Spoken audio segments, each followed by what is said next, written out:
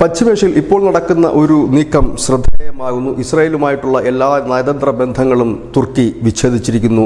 റജാബ് Thoyib Erdogan തന്നെയാണ് ഈ വിവരം അറിയിച്ചിരിക്കുന്നത്.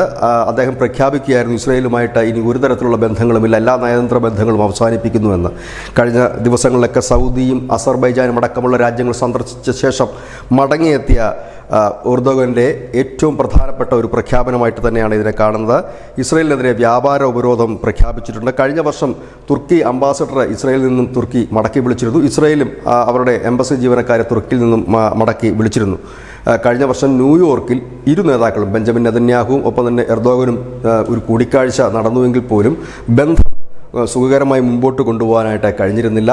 ഈ അടുത്ത സമയത്ത് ഈ ഗസയിൽ നടക്കുന്ന ആ അക്രമ സംഭവങ്ങളിൽ എർദോഗൻ്റെ പാർട്ടിയായ ജസ്റ്റിസ് ആൻഡ് ഡെവലപ്മെൻറ്റ് പാർട്ടി വേണ്ട രീതിയിൽ പ്രതികരിക്കുന്നില്ല എന്ന ഒരു ചിന്താഗതി തുർക്കിയിൽ വളർന്നു വരികയും അദ്ദേഹത്തിൻ്റെ പാർട്ടിക്ക് അത് വളരെ ക്ഷീണം സൃഷ്ടിക്കുകയും ചെയ്തൊരു സാഹചര്യത്തിലാണ് എർദോഗൻ്റെ പുതിയ ഒരു നീക്കം. കാരണം തൻ്റെ ആ പഴയ പ്രതാപത്തിലേക്ക് എത്താനായിട്ട് അതിതീവ്രത ഏറിയ പ്രതികരണങ്ങൾ അല്ലെങ്കിൽ നീക്കങ്ങൾ ആവശ്യമാണ് എന്ന് കണ്ട് തിരിച്ചറിഞ്ഞിട്ട് ഒരു രാഷ്ട്രീയ നീക്കമായിട്ടാണ് ഇതിനെ അന്താരാഷ്ട്ര സമൂഹം വിലയിരുത്തുന്നത്. ഏതായാലും തുർക്കി നാറ്റോ സഖ്യത്തിൻ്റെ ഭാഗം കൂടിയാണ്. News desk news India Malayalam.